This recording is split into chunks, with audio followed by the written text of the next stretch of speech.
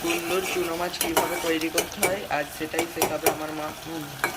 দেখুন, প্রথমে হাঁড়িতে তেল দিয়ে পেঁয়াজ, রসুন বাটা, টমেটো দিয়ে ভালো করে কষিয়ে পেঁয়াজ কষানো হয়ে গেলে চুনো মাছগুলো ছেড়ে দিলাম, ভাজা চুনো মাছ। ভাজা চুনো মাছ ছেড়ে দিলাম, দিয়ে একটু নাড়াচাড়া করে জল শুকিয়ে এলে নামিয়ে নিলাম। তারপর তৈরি হয়ে যাবে সুন্দর সুন্দর চুনো মাছ।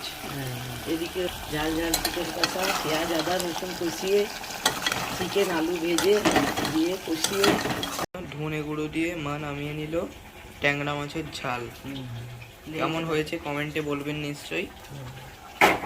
ঝাল ঝাল চিকেন কষা চলছে, জল দিয়ে দেওয়া হবে, সেদ্ধ হলে ধনে গুঁড়ো গরম মশলা গুঁড়ো নামিয়ে নিলে তৈরি টেস্টি চিকেন। দেখার জন্য ধন্যবাদ।